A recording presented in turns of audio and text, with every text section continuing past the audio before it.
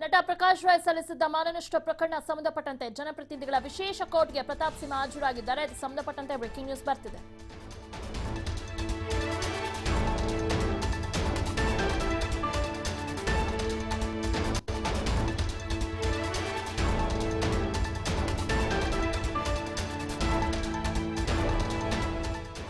ನಟ ಪ್ರಕಾಶ್ ರೈ ಸಲ್ಲಿಸಿದ್ದ ಮಾನನಷ್ಟ ಪ್ರಕರಣ ಸಂಬಂಧಪಟ್ಟಂತೆ ಜನಪ್ರತಿನಿಧಿಗಳ ವಿಶೇಷ ಕೋರ್ಟ್ಗೆ ಪ್ರತಾಪ್ ಸಿಂಹ ಹಾಜರಾಗಿದ್ದಾರೆ. ಪೊಲೀಸ್ ಕಸ್ಟಡಿಗೆ ಬಿಜೆಪಿ ಸಂಸದ ಪ್ರತಾಪ್ ಸಿಂಹ ಹಾಜರಾಗಿದ್ದಾರೆ. ಪೊಲೀಸರ ಜೊತೆ ಪ್ರತಾಪ್ ಸಿಂಹ ಹೊರಗಡೆನೆ ಕುಳಿತಿದ್ದಾರೆ. ವಾರೆಂಟ್ ಹಿಂಪಡೆಯುವಂತೆ ಅರ್ಜಿಯನ್ನ ಸಲ್ಲಿಸಿದ್ರು. ಪ್ರತಾಪ್ ಸಿಂಹ ವಕೀಲರಿಂದ ಕೋರ್ಟ್ಗೆ ಅರ್ಜಿಯನ್ನು ಕೂಡ ಸಲ್ಲಿಕೆಯಾಗಿತ್ತು. ಜನಪ್ರತಿನಿಧಿಗಳ ವಿಶೇಷ ಕೋರ್ಟ್ಗೆ ವಾರೆಂಟ್ ಅನ್ನ ಹೊರಡಿಸಿತ್ತು. ಪ್ರತಾಪ್ ಸಿಂಹ ವಿರುದ್ಧ ವಾರೆಂಟ್ ಅನ್ನ ಹೊರಡಿಸಿತ್ತು. ಈಗ ಅದು ಸಂಬಂಧಪಟ್ಟಂತೆ ಈಗ ಪ್ರತಾಪ್ ಸಿಂಹ ಬಂದಿದ್ದಾರೆ. ಜೊತೆಗೆ ಪೊಲೀಸ್ ಕಸ್ಟಡಿಯಲ್ಲೇ ಹೊರಗಡೆ ಕೂತಿದ್ದಾರೆ. ಬಿಜೆಪಿ ಸಂಸದ ಪ್ರತಾಪ್ ಸಿಂಹ ಜನಪ್ರತಿನಿಧಿಗಳ ವಿಶೇಷ ಕೋರ್ಟ್ಗೆ ಹಾಜರಾಗಿದ್ದಾರೆ. ಪೊಲೀಸ್ ಕಸ್ಟಡಿಗೆ ಬಿಜೆಪಿ ಸಂಸದ ಪ್ರತಾಪ್ ಸಿಂಹ ಹಾಜರಾಗಿದ್ದು ಅವರ ಜೊತೆನೆ ಅಂದ್ರೆ ಪೊಲೀಸರ ಜೊತೆನೆ ಹೊರಗಡೆ ಕುಳಿತಿದ್ದಾರೆ.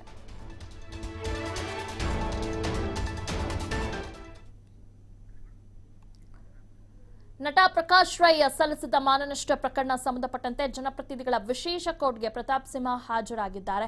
ಪೊಲೀಸ್ ಕಸ್ಟಡಿಗೆ ಬಿಜೆಪಿ ಸಂಸದ ಪ್ರತಾಪ್ ಸಿಂಹ ಇವತ್ತು ಹಾಜರಾಗಿದ್ದಾರೆ. ಪೊಲೀಸರ ಜೊತೆನೆ ಹೊರಗಡೆ ಕುಳಿತಿದ್ದಾರೆ ಪ್ರತಾಪ್ ಸಿಂಹ.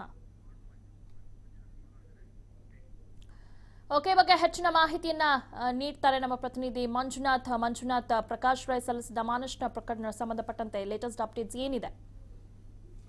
ದಿವ್ಯಾ, ಏನು ಬಹುಭಾಷಾ ನಟ ಪ್ರಕಾಶ್ ರೈ ಅವರು ತಮ್ಮ ವಿರುದ್ಧ ಟ್ವಿಟರ್ ನಲ್ಲಿ ತಮ್ಮ ಪತ್ನಿ ಮತ್ತು ತಮ್ಮ ಕುಟುಂಬದ ವಿರುದ್ಧ ಒಂದು ಹೇಳಿಕೆಯನ್ನ ಟ್ವೀಟ್ ಮಾಡಿದ್ದಂತ ಪ್ರತಾಪ್ ಸಿಂಹ ವಿರುದ್ಧ ₹1 ಮಾನನಷ್ಟ ಮೊಕದ್ದಮೆಯನ್ನ ಹೂಡಿದ್ರು. ಈ ಒಂದು ಪ್ರಕರಣಕ್ಕೆ ಸಂಬಂಧಪಟ್ಟಂತೆ ಜನಪ್ರತಿನಿಧಿಗಳ ವಿಶೇಷ ನ್ಯಾಯಾಲಯದಲ್ಲಿ 3 ಬಾರಿ ಸಮನ್ಸ್ ಅನ್ನ ಸಂಸದ ಪ್ರತಾಪ್ ಸಿಂಹ ಅವರಿಗೆ ನೀಡಿದ್ರು. ಆದ್ರೆ 3 ಬಾರಿ ಕೂಡ ವಿಚಾರಣೆಗೆ ಗೈರಾಗಿದ್ರು. ಈ ಹಿನ್ನೆಲೆಯಲ್ಲಿ ಕಳೆದ ವಿಚಾರಣೆ ವೇಳೆ ಒಂದು ಜಾಮೀನು ರಹಿತ ವಾರೆಂಟ್ ಅನ್ನು ಕೂಡ ಪ್ರತಾಪ್ ಸಿಂಹಗೆ ಜಾರಿ ಮಾಡಿತ್ತು. ಈ ಹಿನ್ನೆಲೆಯಲ್ಲಿ ಇವತ್ತು ಪ್ರತಾಪ್ ಸಿಂಹ ಮತ್ತು ಅವರ ಪರ ವಕೀಲರು ಖುದ್ದಾಗಿ ಕೋರ್ಟ್ಗೆ ಹಾಜರಾಗಿ ತಮ್ಮ ವಿರುದ್ಧ ಜಾಮೀನು ರಹಿತ ವಾರೆಂಟ್ ಅನ್ನ ಏನು ಹೊರಡಿಸಿದ್ರು ಅದನ್ನ ಹಿಂಪಡಿಬೇಕು ಅಂತ ಹೇಳಿ ಒಂದು ಅರ್ಜಿಯನ್ನ ಸಲ್ಲಿಸಿದ್ರು. ಇದರಿಂದ ತೀವ್ರ ಅಸಮಾಧಾನಗೊಂಡಂತ ನ್ಯಾಯಾಧೀಶರು ಪೊಲೀಸರನ್ನು ಕರೆದು ಕೂಡಲೇ ಸಂಸದ ಪ್ರತಾಪ್ ಸಿಂಹ ಅವರನ್ನ ಪೊಲೀಸ್ ಕಸ್ಟಡಿಗೆ ನೀಡಿ ಅಂದ್ರೆ ಮುಂದಿನ ವಿಚಾರಣೆವರೆಗೂ ಅಂದ್ರೆ ಇವತ್ತು ಮಧ್ಯಾಹ್ನದವರೆಗೂ ಕೂಡ ವಿಚಾರಣೆ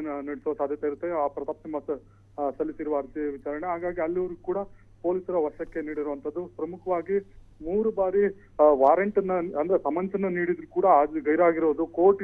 ಕೋರ್ಟ್ ಅಂದ್ರೆ ಏನ್ ಅನ್ಕೊಂಡಿದ್ರ, ನಿಮ್ಗೆ ಕೋರ್ಟ್ ಬೆಲೆ ಗೊತ್ತಿದ್ಯಾ ಅನ್ನೋದನ್ನ ಮನವರಿಕೆ ಮಾಡ್ಕೊಡೋದಕ್ಕೆ ಈ ನಿಟ್ಟಿನಲ್ಲಿ ಪೊಲೀಸರ ವಶಕ್ಕೆ ನೀಡಿರುವಂತದ್ದು. ದಿವ್ಯಾ, ಓಕೆ, ಧನ್ಯವಾದಗಳು ಜಿ ಮಂಜುನಾಥ್ ತಮ್ಮ ಮಾಹಿತಿಗಾಗಿ.